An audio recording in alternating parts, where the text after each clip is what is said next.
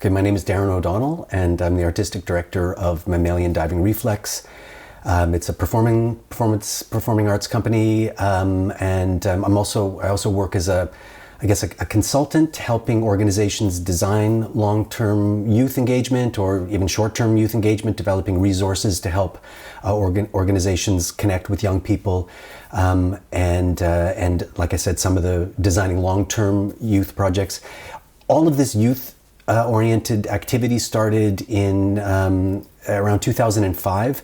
At that time, I was making more stage-based work, more not traditional, but scripted work for theater, and was starting to try to move away from that, and was inspired by the work that was happening in the visual arts, often referred to at the time as relational aesthetics. My colleagues in the visual art world referred me to the Nicholas Borio book, Relational Aesthetics. So I was trying to grapple with that, trying to figure out what was interesting there and how that could be applied to theater. And in particular, there was one piece called The Rules of the Game by Gustavo Artigas. He's a Mexican. And what he did was he brought together two soccer teams from Tijuana and two basketball teams from San Diego, and they played. The two soccer teams played each other. The two basketball teams played each other in the same space at the same time. There was 4 sets of cheerleaders, and it was this sort of chaotic but charming event that discussed. It was all about the border, the border wall between Mexico and America, and if you were in a helicopter, Tijuana and San Diego, it would look like one city, except that there's this border in between. So I was really inspired by the use of young people as material, the natural impulses of young people just wanting to play a game, and then the reframing of all of that. So I had that project in my mind for quite a while, looking for something that would tick all these boxes, would have something important to say, but then also be very fun, be accessible to young people, be accessible to their families. And so it was through kind of keeping the various principles of that project in mind that I happened to be at an anti-racist conference that I didn't find so interesting. I was working in the kitchen cutting up food, and there was somebody's son was there with some scissors, and I asked the kid to cut my hair, and he was scared. And I was surprised that he wouldn't jump at this opportunity, but that it made him nervous. And so immediately the project idea occurred to me. The title was obvious.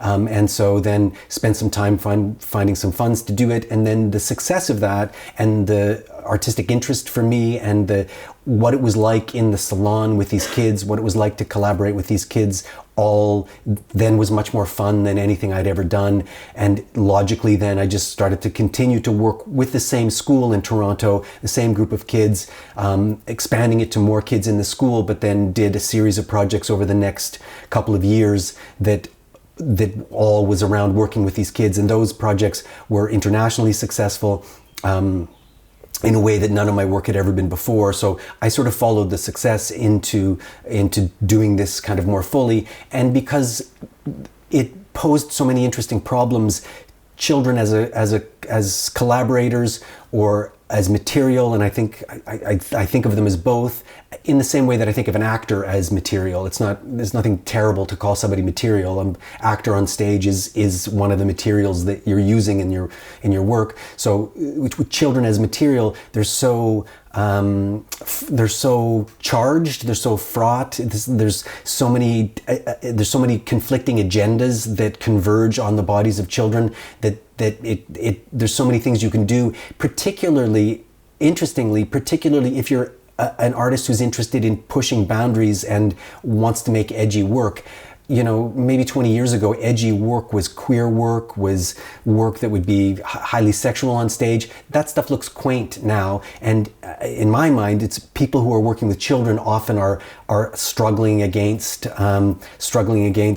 school administration, struggling against the institutions that we're working with, trying to get them to accept these ideas. And so I find all of that, the challenge is much more interesting and edgy, and trying to understand what children actually are and what rights they have. All of those things I think are for me much more interesting, and the questions that you ask about the world and how we are together in this world are questions that apply across the board, because we're talking about power relations between people who have no power, young people.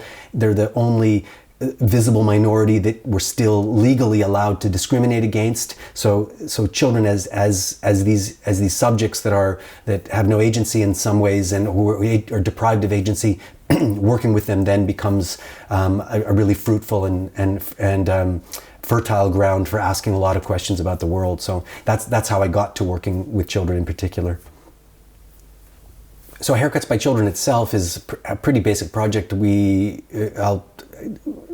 When it happens internationally. When it's happening, the team will arrive on maybe a Thursday and then do a little bit of organizing on the next couple of days, and then Monday we meet the young people, and the first thing we do is do a small presentation about our work and Mammalian's work, and then we ask the young people to list all of the art forms that they can list. So they list everything that they can think of, and then we ask them to tell us about the material that is used for these different works of art. And painting, obviously you use paint and canvas, and then we present the idea of social relationships as a material, and then we provide examples of our work that exemplifies this, and also the work of other artists. Obviously, Rules of the Game, the Gustavo Artigas piece is kind of one of the first things we mention. We'll mention, sometimes we'll be talking about As Night Follows Day, the Tim Etchells piece. That can be kind of an interesting one to talk about. But then we talk about other ones that have nothing to do with young people. Santiago Sierra, they find his work really interesting. He's got a project called When Faith Moves Mountains. It's a project where all of these people basically faced a mountain and then took one shovel and then dug one shovelful of dirt and threw it in one direction, and then they stepped forward and did another shovelful. So the idea is that he takes this mountain and moves it 1 foot over. So the kids like that. There's another piece by Teresa Margolis that they really like, where she has taken water that's been used to wash dead bodies, and then uses that water to create bubbles in a bubble solution. And then you enter the gallery space and there's bubbles floating through the air that has water that's been used to wash dead bodies. The children love to think about that. So we present these interesting works for them so they can start to understand performance and how what we're doing is not just cutting hair in a salon, but it's art in this kind of way. And that's important because whenever they are concerned about doing a bad job, I assure them that they cannot do a bad job. That the whole thing is an artwork that transcends the individual haircut. So don't worry if you make a crazy haircut on somebody, that's actually good. So just to get their heads around that. So that's day one. Day two, we discuss then the themes itself of the project, which is our children's rights. And we use a project called What Kids Can't Do, which is adapted from John Holt's book, Escape from Childhood. And in Escape from Childhood, he talks about basically all the things that kids can't do that are maybe not so fair. So we get the children to list all the things that kids can't do. And that can range from smoke, they'll mention smoking, they'll mention driving cars, voting, they sometimes will mention sex, that they can't have sex, and they'll also mention that they can't murder people, but then we point out that we're talking about things you can't do because you're a kid. Nobody should murder. So we get them to make this long list, and then we ask them to pick a few, and then we have a debate, and because the kids might be divided on this, and so those who think that it's fair that children cannot drive, they will present their case. Those who think it's unfair, they will present their case, and then we can see if they change other children's minds. It's really fun to confound them sometimes. So for example, inevitably with driving, they will say that they're too short to drive, they're too small to drive.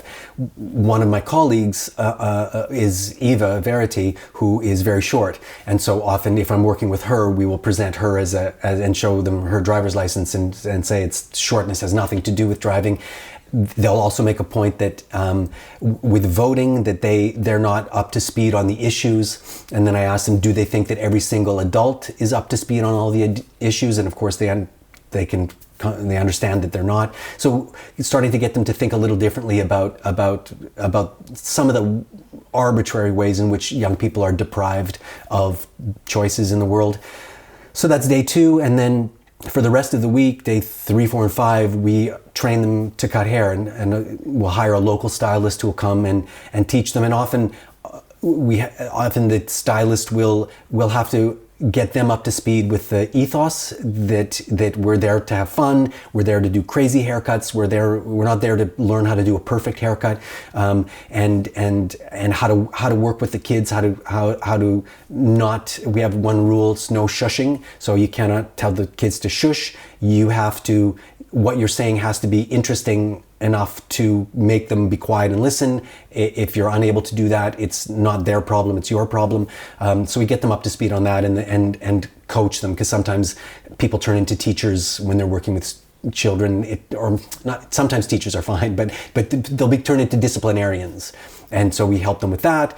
And then we run the salon, and the children run the salon. They'll deal with the bookings, they'll choose the playlist, and they'll run everything. The rule we have with the hairstylist is that when they're teaching, they're allowed to touch scissors. The trainers can help the young people and touch scissors, but once we're in the salon, they cannot touch scissors. They can give verbal advice, but they can't intervene anyway with scissors, and that can be difficult. It'll cause them quite a bit of anxiety, some of the stylists, to see, like too much, like often, famously, they'll leave too much hair here. Or they'll do a very, it's like these tiers, these stepped haircuts. So there's common mistakes that they'll make that the stylist will want to clean up, and we forbid that, and that can be very stressful for the stylist. And for me, the important or the interesting thing is that, and the surprising thing was that, rather than, sure, the crazy haircuts are whatever, it's cool and fun and it's an interesting experience, but the vibe in the salon is an unusual social situation. It's it feels like a kind of like a family holiday dinner, where there's the adults there and they're having their dinner, and then there's the kids that are running around everywhere, and there's sort of a very comforting feeling in the salon that I really like as a strange social situation. And then the other thing that's really interesting is the intimacy that happens between the adult and the child, which is something that in Canadian culture and UK culture, at least, is not something you see very often. Children and adults who don't know each other, they barely talk, let alone touch. And so we create a safe atmosphere where there can be small, intimate conversations, and they have to reach across this very awkward gulf between them. Often, even when I'm with a hairstylist, we sometimes have to make small talk, and that's another thing we train them for, actually, is when we train them also to do the small talk and to welcome the guest in, and how to bridge this uncomfortable gap. So that's part of it. And to me, that's the kind of most significant part, is this odd social situation where young people and adults are just having to talk about the weather together, but that's not something that children and adults who don't know each other often do. So for me, that's the most interesting artistic aspect of it, or social aspect that I'm excited about. And it was that very feeling that I was wanting to reproduce with another project called Eat the Street, which is a group of young people will be taken to a number of restaurants over the course of a festival. So a couple weeks, they'll go to a dozen restaurants, and they'll evaluate the food, eat the food, evaluate the food. And at the end, they hand out awards to the restaurants, and the audience is invited to come in, and for the price of the meal, that's the price of their ticket, is to pay for a meal, is that they sit amongst the kids and have just basically have a meal with kids. So it's an unusual community dinner, is what it feels like, populated by children who because they're sort of central to it, they become performers in this. They can be quite precocious and charismatic in this setting, and eventually they become quite confident, and they like to entertain. We have various methods of breaking the boundaries between the adults and the children. The kids will survey the adults to find out things ask them questions about what they were like when they were kids, and so we trigger conversations to happen. And it's just sort of this, it's a very it feels like a holiday dinner amongst a bunch of people who don't know each other, but who are quite comfortable together. And this friendships develop, temporary friendships between adults and children, and it's just the kind of feeling there is similar. The intimacy that happens between adults and children, and the generosity that. Another significant part is the generosity that the presence of children tend to trigger between the adults. So, for example, when we're there, nobody's too worried about the speed of the service. With the kids there, there's rules sort of break down, and people accept each other's humanity much more in the presence of children. They're not expecting fast service if there's all of these kids around. Things sort of the rules break down a little bit, and we become kinder to each other. And people don't want to be assholes to each other if there's children present. So I like that they add that to this fine dining experience. Suddenly it's and that can affect other guests in the restaurant, or other diners in the restaurant that are not even part of the project. Generally they become they're quite forgiving of the noise of the kids, and they seem to appreciate it. I can't remember anybody being pissed off other diners. I'm sure it's happened, but on the contrary, what happens more is that there was one kid who was we were doing it in Tasmania, and there was one boy who'd never ever been to a restaurant. There was low-income family. He himself was autistic, and what he wanted to do was go around to all of the guests in the restaurant who were not part of the project and ask them, have you been to a restaurant before? What is the experience you're having here? Are you enjoying this? And so I took him around, and we interviewed all of the customers who were not part of the project, and they were very open to this very strange kid asking these very strange questions based upon his very limited experience. And it was kind of it was just the intimacy that you don't see very often, young people and adults talking and having open conversations about things. So that project followed on the insights of haircuts, that it was actually the intimacy that was more interesting than these crazy haircuts. Kids and adults more divided in today's society than before. And I'm also interested in, I think there are some very black and white perceptions about child's place in society and what they should do, what they should not. But on the other hand, you describe this very relaxed and generous atmosphere when those divisions are being broken down, and you would actually expect people to maybe get aggressive instead, or irritated. And I know also in one case with the haircuts, there was somebody complaining that the kids were being exploited for child labor. Right. Maybe you could say something around these issues. Sure. About the places, expected places in right. society. And yeah, I mean, one of the, I guess, thematic interests, I suppose, of the project is really questioning the constantly shifting role of children, and to, I guess, deconstruct a little bit our assumptions about the role of children and the place of children, and to remember that the place of children is always evolving and it's always changing, just like the place of all of us, the place of women in society, the place of people of color, the place of people with disabilities. All of that is constantly evolving and changing. And sometimes it's not changing in a direction that I think is good. I think we sort of make an assumption that many people make an assumption that progress is linear, and progress is, I don't think it's linear. And I think that that there's been some positive linear progress around the place of children, but in some aspects we've gone a little bit backwards in that children in the past, they had much more agency. They were, I mean, there's famously, as a child, and when I was 6 years old and my brother was 5, we would go and take the bus to the park that we wanted to spend the day in. We would leave in the morning and we'd pack a lunch. My mom would give us a lunch, and we would go and play would take a 20-minute bus ride to this beautiful park by the river, play there all day by ourselves, and then take the bus back. That's unthinkable now.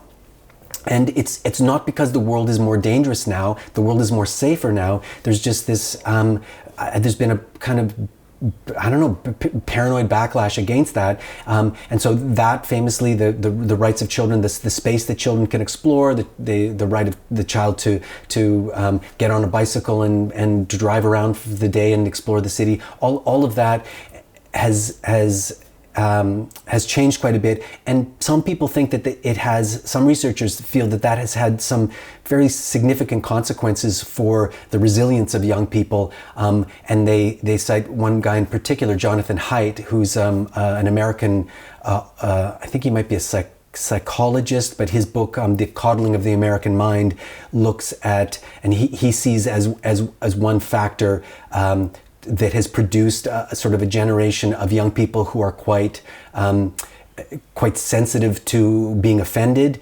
He's talking about what's happening on university campuses where young people do not want any speakers at the campus who might make them feel uncomfortable. They do not want to attend lectures by people with controversial views.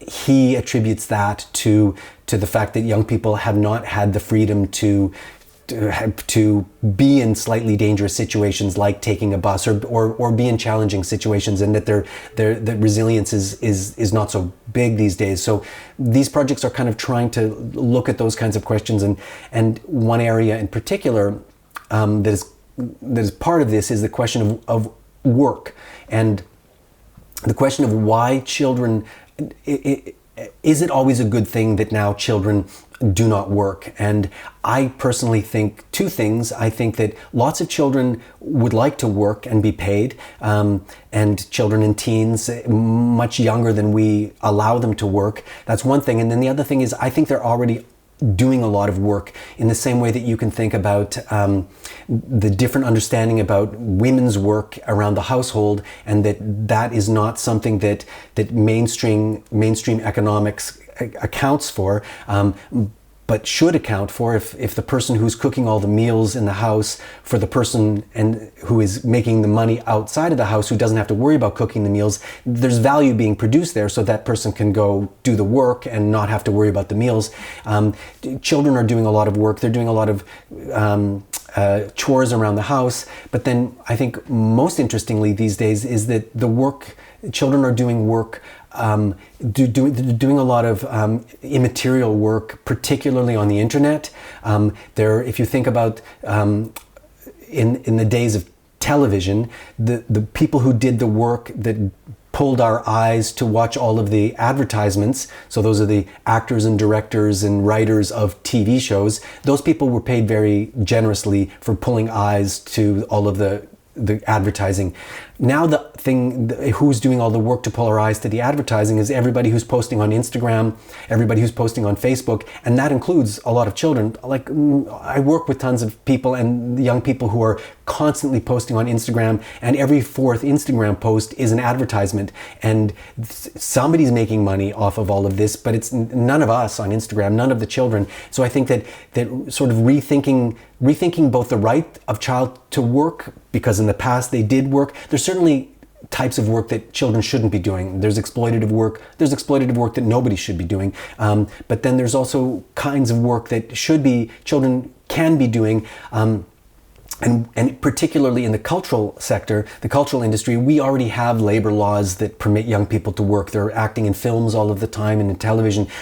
We figured that out. There's ways to invite them in. And so in the world of contemporary performance, that seems to be happening, and people seem to be figuring out how to make that happen.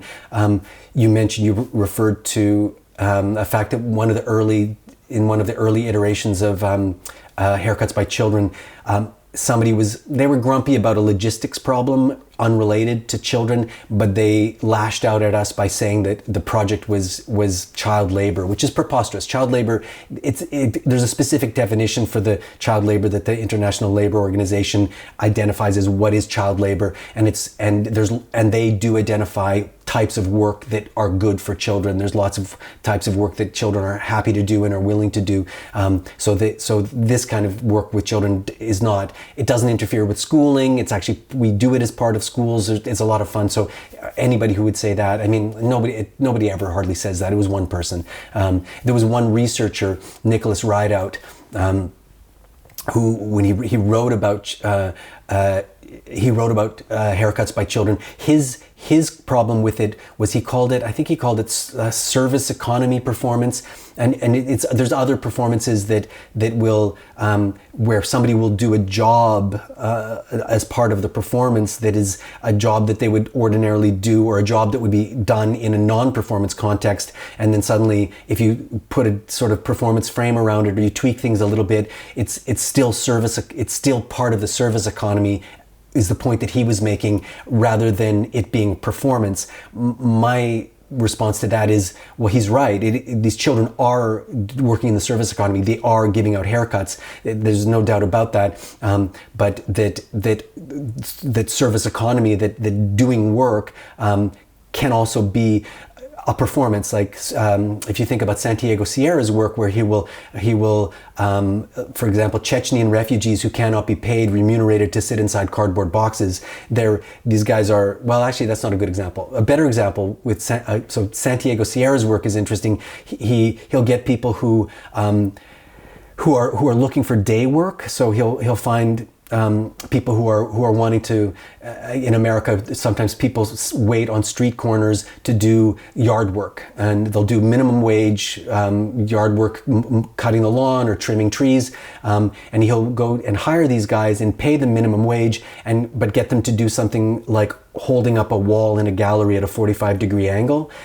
So he'll get them to do kind of useless things within a gallery context, call it performance, pay them what they would get paid ordinarily, and create outrage because of this. His point is that it's the capitalist system that is to blame, not him. He can hire many people who are happy to do this. So anyway, but the point is that service as a performance, there's a tradition of it, and I'm happy to do service as a performance. I'm not worried about that. It's whether or not the service these young people are doing is exploiting them. And I think in the case of haircuts, we're paying them fine, we're paying them generously, we're paying them above minimum wage, and they're having a great time and they're happy to do it. So that criticism, I'm not so worried about that.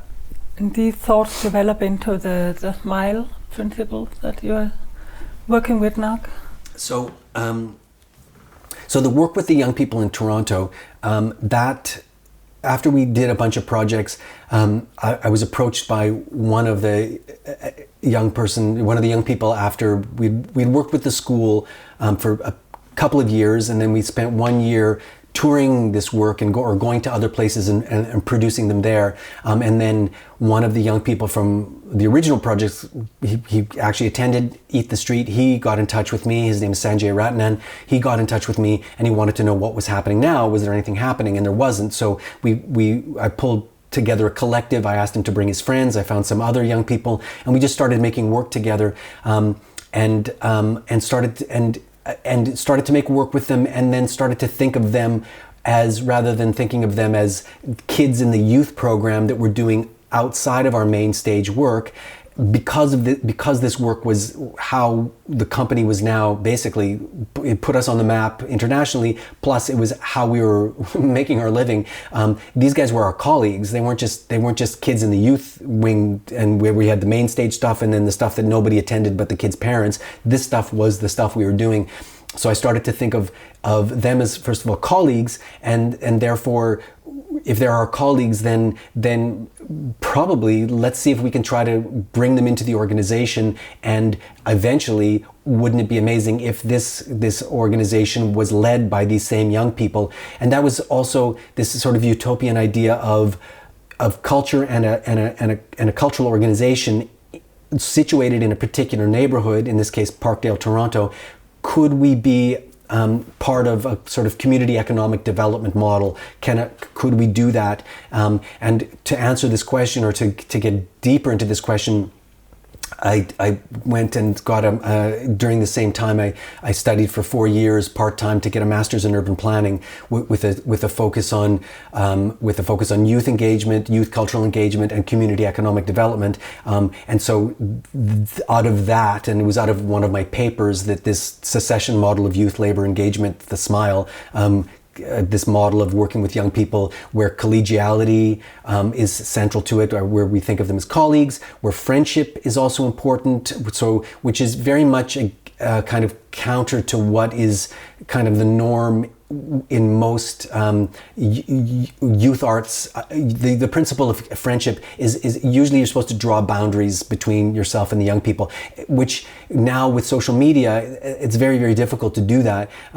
because they follow you, they will message you directly, which is often in policies around working with young people. In the UK, policies state explicitly that you cannot have them on social media. That policy is antiquated because that's the Facebook model where you have to accept somebody. The Snapchat model, the Instagram model is they follow you whether you want to or not, and either you block them or you let it happen. And so we sort of used Facebook and all these different tools. That was central. That was, without that we couldn't have done what we did, because then we had this place where we could organize with them, discuss scheduling with them, discuss logistics with them, discuss projects with them, that we couldn't, there's no way we could do that ordinarily, and meet with them and make things happen with them. So it was through all of this that we then developed this model that includes, like I said, secession, collegiality, friendship, and then this idea of how we work together, where rather than posing the question of what kind of work do you want to make, because they're not so familiar with the contemporary performance world. They don't know, or contemporary visual art. They don't know that a urinal, for example, if you take a urinal and put it in a gallery and sign it with Art Mutt, you can revolutionize and change the way the visual art world understands what art is. They don't have that understanding. So as artists, it's my job to identify what they're doing and thinking and what's important to them, and help them reframe that for an adult audience. So I think the most clear example is the times that I would take them to see some performance in downtown Toronto. I took them to see a Ballet C'est de la Baie performance in downtown Toronto, and after that performance, rather than taking public transit home, they insisted on walking home, which was an hour-long walk, which to me, I was very surprised. I thought they would insist. They were lazy teenagers that would not want to walk. And when we walked home, they used the city as a playground, which wasn't so surprising. But what was surprising is, as we walked through the nightclub district in Toronto, they performed for the adults. Like, they were very aware of their childishness and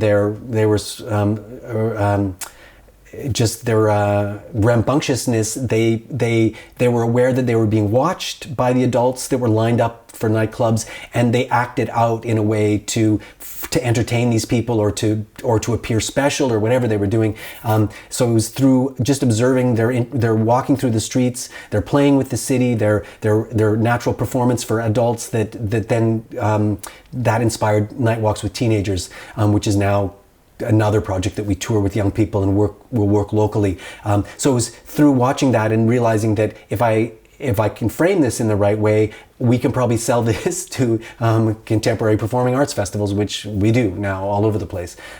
So that's another one of the principles is within the SMILE, the secession model, is that there is a division of labor, and that division of labor is they're responsible for the content, but not in we don't ask them, what do you want to make a show about? I've tried that, and they inevitably will think about something that they've been told is an important issue. I remember the first time I asked that, they suggested that we should do something about bullying. And I said, are you guys actually, is there bullying happening in any kind of regular way in your life right now? And they're like, no, not particularly. We just hear about it at school all the time. And we have classes about bullying, and we're told not to bully, but nobody, and we do skits about bullying, but they're not, bullying is not an issue for them. So it was, so the idea of, and then even, or they will, if you ask them what they want to do, they'll refer to things that they're familiar with. So dramatic work, they'll want to do something about gangs or like in the UK. Well, this was even before the recent rise in the knife stuff. They'll talk about gang stuff, and the gang stuff is not directly affecting them, but they know, they've heard it so much and they've seen so much dramatic television about it that they'll refer to that stuff, and so them as content producers is sometimes not so good. When you're an adult, you start to learn that I don't have to think about creating content. All I have to do is examine my own interests, and then I frame my own interests. You learn to do that as an artist, and so they're not at that stage, but they do have interests, and then so the adult collaborators come in and think about what form we can put around this so that it will be something that will be of interest to an adult audience. So that seems to be a good way to work with young people in my experience. Why do you think that is? I mean, that they want to be in this. What do you think that they also really understand this as a way to express themselves, and in the sense of the FN Charter of the Human Rights for Kids, that they are not just being offered protection, but also a space to express themselves? Is that their reason for? Yeah, I mean, to me, the question you're asking is sort of what's in it for them, and so what attracts young people to this kind of work. I don't think that they're thinking too much about things like empowerment or agency or those kinds of fancy concepts that adults will bring. But I mean, they're not explicitly thinking about that. And that's not the words that they would use, but they are thinking about that. And the words that they use is simply, they would say, well, you treat us like adults, is what they would say, or you don't treat us like children, is how they would, I think, probably how they would phrase that, is you don't treat us like children. You listen to us, and I think that it's a significant but not a very big shift in what you have to do. You just have to talk to them and like you would talk to anybody. And so I think that within the projects, they just feel that they're being respected and that they're being listened to, and that I am genuinely interested in, say, what emojis they're using, what emojis are popular. Like I'm kind of a cultural anthropologist in that sense, in that I'm excited by learning about these different cultures, and youth culture is a legitimate culture. And I think more and more I don't think that that's a particularly marginal position anymore. I think that in our culture, since the internet, the position of children the position and power of children is shifting rapidly, and they're as legitimate producers of culture and as agents in the world of culture, of the production of entertainment. And you can just look, even now it's becoming more obvious, particularly with it's really obvious in the case of climate change and the role that young people are playing in climate change. They're starting to understand this in a way. I forget her name. What is her name? Greta Thunberg. Yeah. How do you pronounce her first name? Greta. Greta. Yeah. Okay. Greta, as I would say. Yeah. So I mean, that more and more young people are becoming more articulate, and are not that they're becoming more articulate, is that people are listening, and seeing them as valid. And I think that the internet has played a huge part, but it's played a huge part also, I think, for women and women's issues. They and people of color. Like you can have an audience, a substantial audience that is your own audience, and you're not beholden, you're not dependent on media corporations. You have your own media in many ways, and so I think that the role of children is changing really quickly in the world. world, and they're responding really, really well to it. And they have YouTube channels. There's a Canadian kid called Scenable, or that's his handle on YouTube, and he was a 12-year-old kid who is talking about how Christianity and homosexuality are compatible. They're not incompatible, or how terrible capitalism is. And this is this Canadian kid who's got his own YouTube channel where he's lecturing about stuff like that. There's those kinds of examples where young people are sharing their opinions, and then there's other examples where young people are teaching each other how to use products, how to use makeup, and the makeup industry is, it must be so happy about this. Like, these kids will tell you exactly what each brand is they're using, and sometimes these are very young people. Sometimes I've seen 6-year-olds do makeup tutorials for other 6-year-olds, or even just tutorials around software. If you have a problem with any software and you Google to find a solution with how to deal with Final Cut or how to deal with Adobe, inevitably there'll be some like 16-year-old, 15-year-old who has a video. I learned how to tie a bow tie due to the assistance of a 16-year-old on YouTube. So I think that young people are becoming more recognized, but they're doing it themselves. Like, they've got the technology now. I mean, I was just working with a kid, and it was really kind of frustrating that anytime I would try to use my phone to do anything, a map thing, anything, he would just intervene and do it that much faster. Just the way they adopt and adapt to these things is sort of stunning to watch. And so I think that what the world of technology and the world of like the gig economy, all of these kinds of the way the economy is changing and the way it's requiring people to adapt very quickly and learn very quickly. Young people are very, very good at that, and because they don't have patterns and routines already, they can move quite fast. And I've seen young people approach a piece of software that they don't know, and they don't, like right now you can't read a manual for Final Cut. Like, there's no manual for Final Cut. There's many, many manuals for Final Cut that are huge, and all of this information about any software has to use a piece of software is not like in the old days when you get a VCR, you could read from cover to cover how to operate the VCR. You can't do that with software. You have to experiment, and young people, I've just watched them go through, and I've learned from them just by watching 14-year-olds just click on everything to figure out how things are done. And I think that young people are particularly adapted to this kind of economy and are powerful within it. And I think that's just shifting their place in the world, and they are getting the power, whether we empower them or not. They're finding that themselves because they're more adaptable, they're more suited to this world. You were talking about relational aesthetics, and in a sense, this is also an extension of that. Your works, are they also being recognized by the art world as relational aesthetics, or is there stigma surrounding works for children? I'm also thinking about you're doing work now with Tate Modern and Tate Britain, and you could maybe expand on that.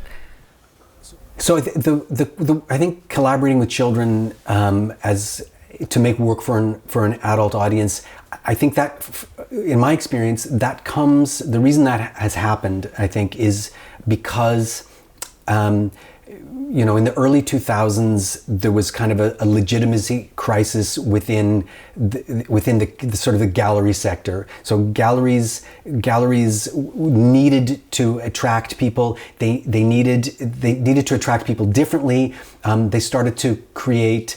They really needed a new audience. There was a question also of the shift of demographics towards a particularly, as populations became more diverse, their audience wasn't particularly diversifying. So I think there was a bit of a panic in that world. Same within the theater world, a bit of a panic as to, or the festival world, I think in particular, was how do we maintain a diverse audience? So in many of these places, they developed an outreach participation or education wing. So that was a kind of first development. And in those places, they would do activities that were fun for young people, fun for families, that were bringing a more diverse audience in, were bringing a younger audience in, attracting families. I think that was really important. Participatory stuff, but that stuff was I don't think very often that stuff wasn't understood to be where the real art was happening.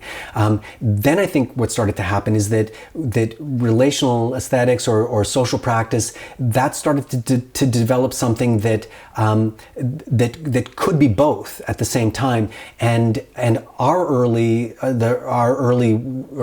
early days of doing this kind of work, it was almost inevitably, and still is to a certain extent sometimes, the participation wing of the organization that would be part of, let's say, a festival. There's the participation part, and then there's the part that's putting on the shows that are on the stages that everybody wants to see. Well, at a certain point, the participation wing started to be able to find work that was both participatory and exciting work to participate in as art in and of itself. So I think that's the niche that we capitalized on initially.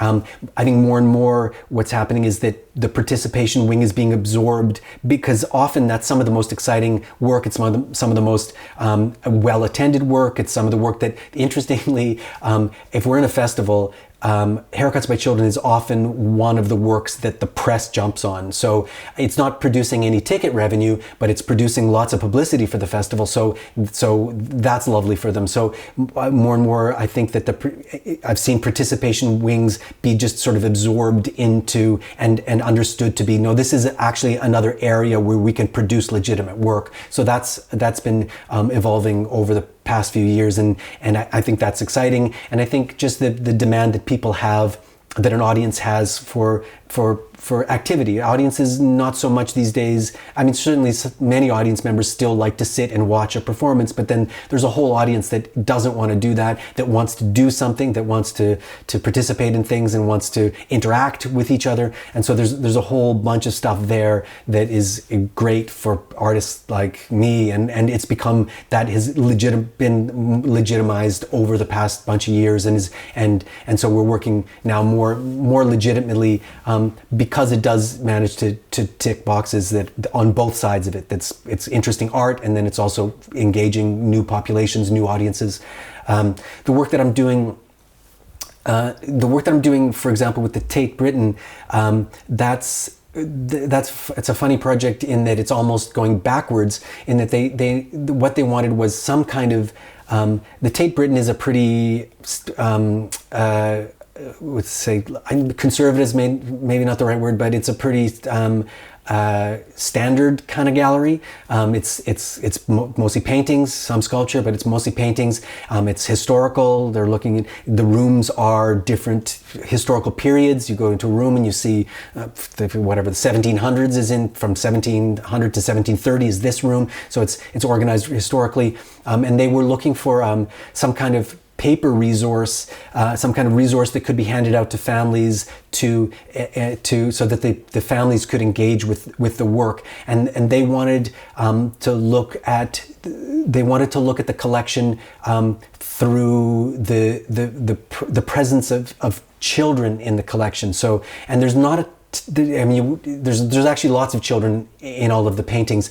They're often not central to the painting, but sometimes they are. And so what they wanted was that, but then they wanted to look at it through more, I guess, maybe some social justice lenses, or and the resource was, at first we were calling it the lenses resource. So we were wanting to look at it through a question of gender, question of race, question of class, and so.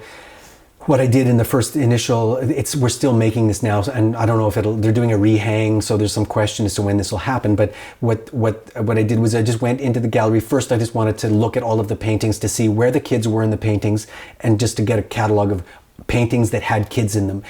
And then I did some just interviews of just very focus group moments with kids that were in the gallery. I just asked if I could talk to them. I'm with the gallery, I'm doing this project, and just to find out. And they weren't particularly interested in the kids in the paintings. They were interested in the animals in the paintings. That was mostly what they were interested in, which was kind of interesting. But then what I did, when I talked to them about what kind of resource they would want,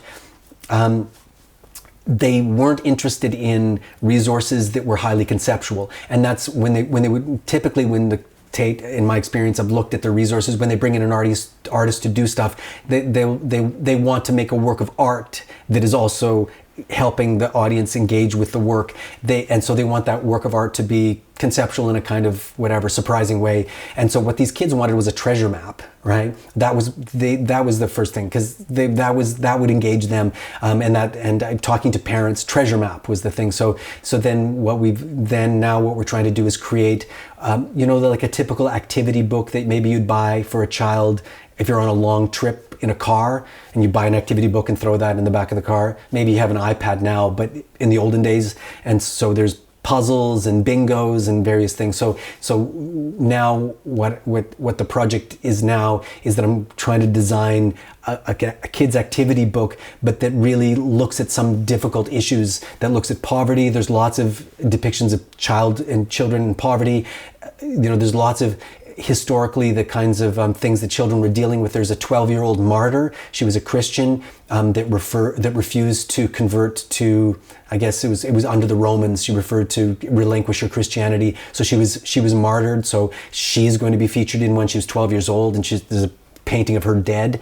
There's Christ himself, Jesus, is in lots of these as a child. There's a few of them, and just wanting to engage with him and how he's depicted. And there's one beautiful painting where he's hurt himself on a nail, so he's bleeding. But then there's John the Baptist, who looks a little bit jealous of the attention that Jesus is getting, and so trying to use the resource to talk to young people about about real issues in their lives, jealousy of friends that get too much attention, but using this painting of Christ so that they're trying to engage with the realities. There's another one, a painting that has two children, the husband and wife are having a fight because the wife has cheated on the husband. It's very dramatic, and there's a child and she's staring at their parents fighting as this house of cards collapses.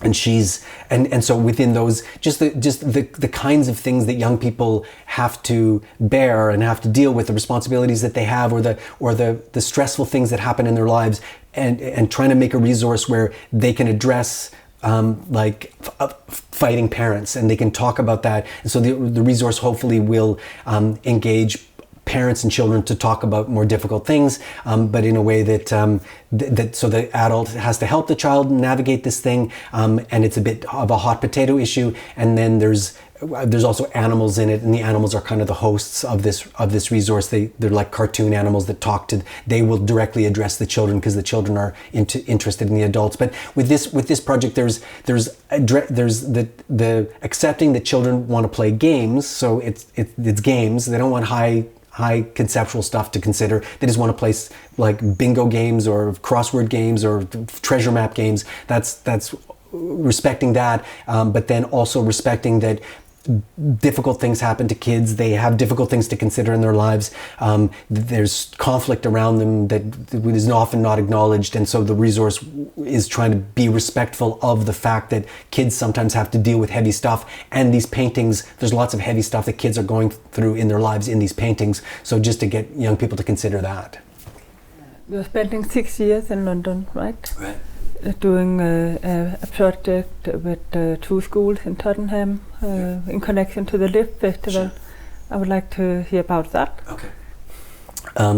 So with the work in Toronto, there was a kind of a 10-year period where we were working intensively from 2005-6 to about 2015-16, where we worked with the same kids over a period of time. They went from age 9 to 19 in that period, and and this is where this model, the secession model of youth labor engagement, it was through that activity that this model was developed.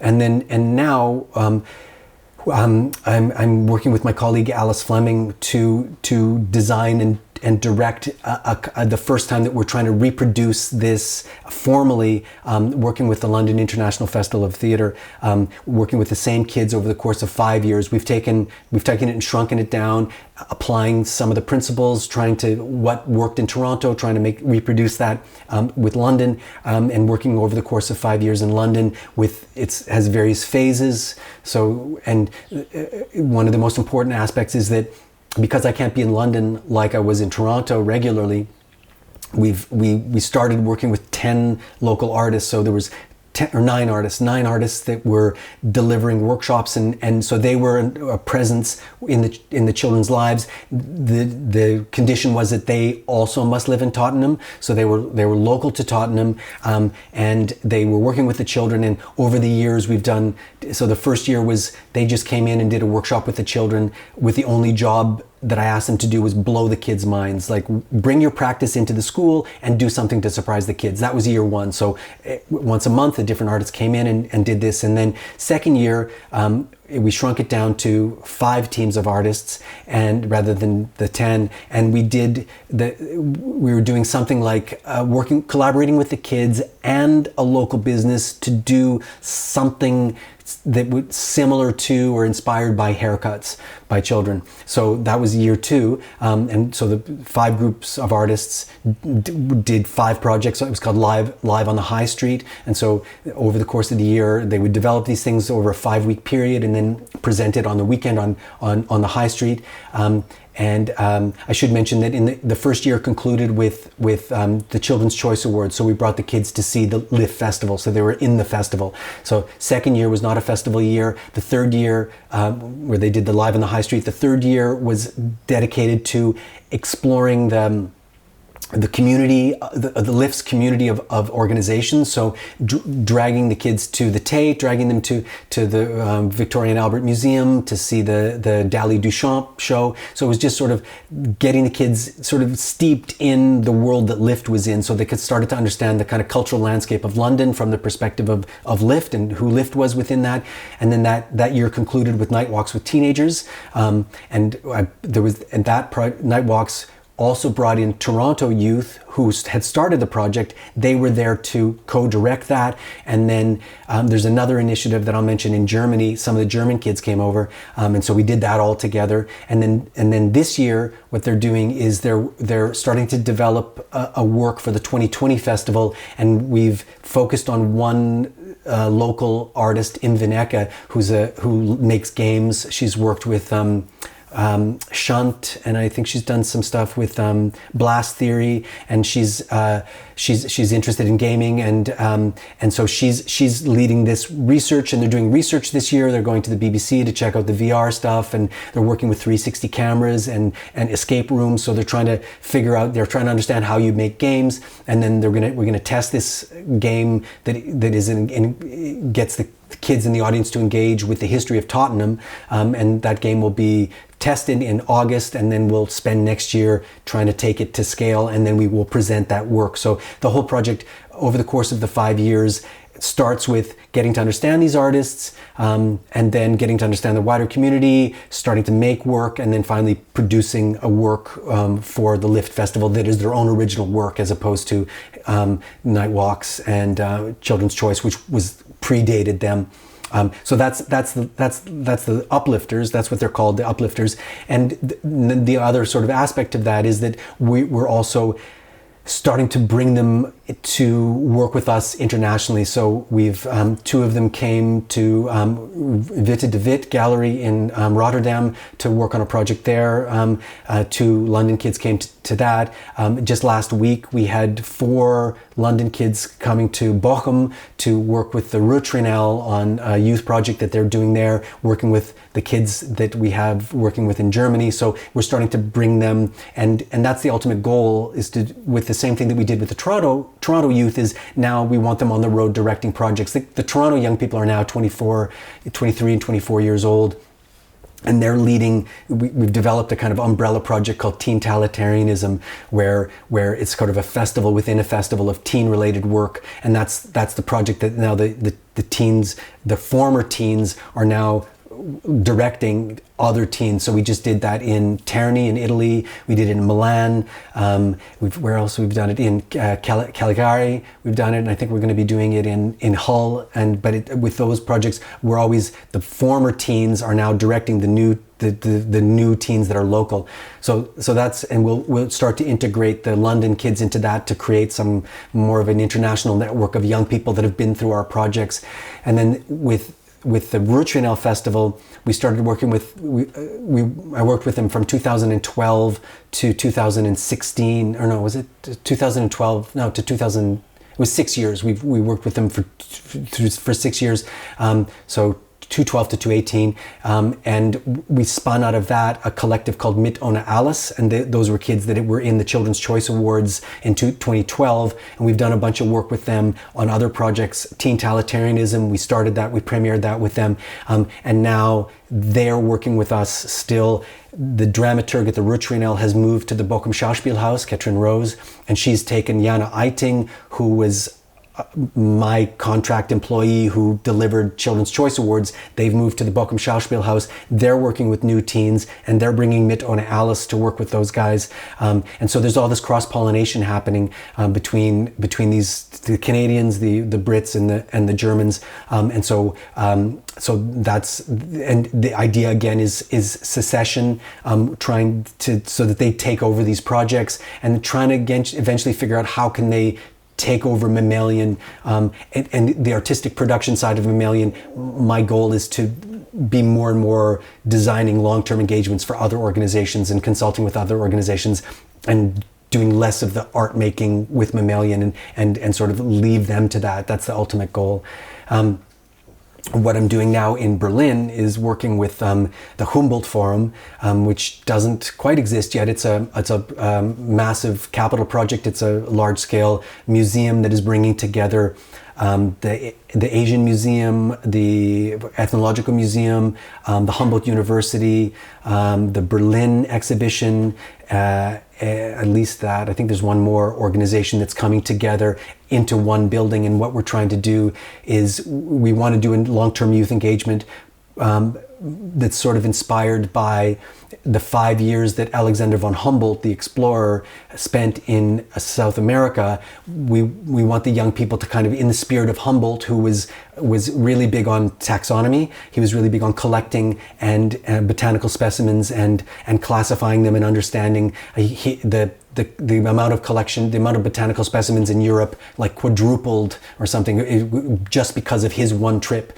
to the Americas. So what we're doing is the idea is to work with these the children for 5 years and explore the Humboldt organization itself in a similar way to the way Alexander von Humboldt explored South America. So the first thing we want to do is we want to bring this team of young explorers into the homes of all of the directors of the Humboldt Forum. So there's many directors, and we want the kids to investigate their homes and to approach it with sort of an idea of creative taxonomies. So they're looking at all of their shoes and then classifying their shoes according to the colors, or classifying the shoes according to the purpose of the shoe. Is it a sports shoe? Is it a dress shoe? And then making a presentation of, these are the directors of the Humboldt Forum, and these are their shoes. These are what they're, and with photographs, this is what their closet looks like. This is the dust we found under their bed. So sort of being kind of scientific explorers, but of the Humboldt Forum itself, starting with the lives of the directors, and then going through the whole organization. So looking at the collection, understanding the collection in terms of how do they categorize the collection, what kind of creative taxonomies do young people bring to the collection, what do they bring. We have permission to enter the air conditioning pipes. You can walk through the air conditioning pipes in the building. So the building manager said, yes, we can bring children and wander through the pipes. So we want to be explorers of this, and then have public presentations where the young people share their findings, what they found as they looked through the Humboldt Forum, which also includes the ethical questions of what it means to be a museum in a post-colonial era, a colonial museum that has a colonial collection. What are the various questions there? So that's probably going to be a little, like maybe year 5, we'll take a look at that, but slowly we'll work with these kids so that then they have a really complete understanding of the Humboldt Forum and all of the different organizations, again with the idea that, and then we hire them for internships and then phase them into, hopefully those who are interested then enter the museum sector, and we'll work with young people in populations that are not the kind of, whose families do not attend, who do not find, you know, museums to be a valuable cultural amenity. We're trying to find populations, and that's our question during this visit is who are we working with? Are we working with, you know, the children of Syrian immigrants, Syrian refugees? Do we work with them? Or do we work with the children of right-wing populists who are you know, threatening and wanting to tear Europe apart? Or who would be good, and how can we bring these children together and so that they can explore the Humboldt Forum as a kind of European institution, and how can we affect the institution itself by the presence of children? That's the other thing. If I could I'll just blather on for 1 second. One of the things that's part of these projects is something I call stealth pedagogy, where often with something like the Children's Choice Awards, the question, or Eat the Street, is yes, the children will learn about good food and they'll learn how to use the right fork and knife in the proper way, or the children will learn about, you know, cultural, you know, like shows, they'll see, and they'll benefit, they'll be edified culturally by seeing fancy shows. But that's not understanding the project. The project is about the festivals themselves, their change in thinking, the restaurants having to accommodate a bunch of kids that will use the restaurant how they want, and these festivals having to accept that the children will act differently. They will play in the lobby, they will do cartwheels in the lobby, they will have fun in the lobby, and their audience might have to adapt to this. So it's about about teaching these institutions how to work with kids, not about teaching these kids how to consume culture in a particular kind of way. So, and that's the same thing we want to do with the Humboldt Forum. Hopefully, is the Humboldt will learn about how it can adapt and how it can attract and what it should do to stay valuable and relevant to these particular children. That's the question, the most important question. One of the first projects after Haircuts by Children that started to circulate internationally was the Children's Choice Awards. And that's, again, a very basic project where we take a bunch of kids to see all of the shows in a given festival, and then they hand out awards at the end. But again, like all the other projects, there's the important part is not the kids and these awards that they give out. The important part is the effect that the presence of the children have on the festival, on the festival audiences, and it produces interesting effects. So, I mean, the first thing is often festivals are not sure how to find kids to work with. Now they're becoming better and better, and that's changed over the years. But particularly if you're asking for children who are maybe not the children whose parents would ordinarily come to a festival. So, you know, we specify that by saying the children of, maybe the children of immigrants. If the children themselves aren't immigrants, then they're the children of immigrants. So how to do that, how to find those people, and we'll help the festivals find those populations if they're having a hard time, propose avenues to do that. So that's one kind of aspect that's interesting, where the festival's learning something. And there's also, I've heard many reports of audience members, when the children come and watch the show, suddenly the audience members watch the show differently. They'll try to think about, and of course they can't know, but they start to think a little bit differently about, I wonder what it would be like to be a 10-year-old watching this show. And then they start to see the show very differently, and it becomes a very different audience experience with the children there. And that's the children, you just know that they're there. They're not doing anything. They're not noisy. They're just there. And then sometimes they're noisy, and sometimes they react. There's a really, I love this example. Tim Crouch, who's a UK artist, has a piece called The Oak Tree, and he starts the piece by standing on stage as the audience comes in, and he talks to the audience as they come in. And so he talked to the children as they came in, and then there was a moment when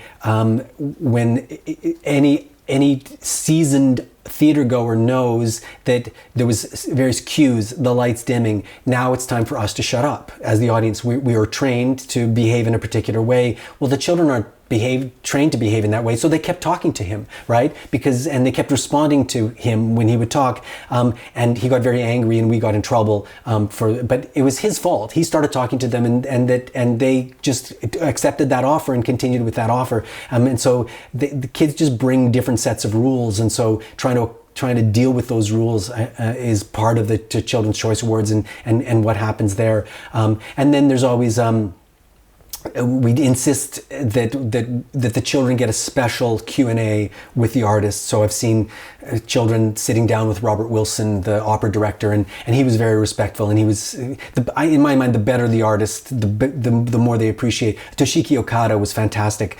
The kids found his work to be boring and ridiculous, but they loved having a chat with him afterwards about why he makes these totally boring shows, is how they would characterize it, and he was very happy about that. Heine Goebbels at the Ruhr Triennale, he's been awarded the worst, most boring show at the Ruhr Triennale, and then at the Kyoto Experiment, the Japanese jury gave him the best of the best. So he's won both that most terrible award, and he's won the best award for his work. So for me, that I really like that there's this kinds of things happening as different artists encounter these kids in different festivals. Anna Teresa de Keresmacher, the choreographer, she doesn't like the jury too much. They make too much noise. They laugh at nudity. She doesn't like that they laughed at nudity, but I love that they laughed at nudity, of course. But it's a bit of a test for the artists, I think. Now that you are withdrawing a bit and doing consulting work that's also about teaching adults and institutions in an even more focused way, talking with them about how to change. Mm-hmm. Yeah. I mean, one of the things I didn't mention is that like one of the most important articles in the UN Convention on the Rights of the Child that kind of is central to what we do is Article 12, which is respecting respecting the views of the child, and that has been taken up by scholars to understand the children's right to participation, really. And so participation and how children are permitted or should be participating, and what it says is in all matters affecting them. And the question of all matters affecting children, well, there's nothing that isn't, almost nothing that isn't, like everything. You could talk about like the entertainment industry, like internet, social media, the health industry, the education industry. There's the food industry. Like, what doesn't affect children? And so if all matters affecting children should be an arena in which children's views and their participation is welcome, then we need. There needs to be a different social contract with children and things will have to change, and we need to slow down a little bit and figure out how to incorporate children. And I think that will have a great effect on everybody if we're making more space for children. In the same way that if you were to design a city so that it's accessible to children, then it's going to be accessible to everybody. And so I think that using children as the common denominator, it will make it better for everybody. And so that's a sort of argument that's important to all of this stuff within these organizations, within these cultural organizations. Making space and room for children is going to make the whole place, much more accessible to everybody, and then I think will benefit everybody.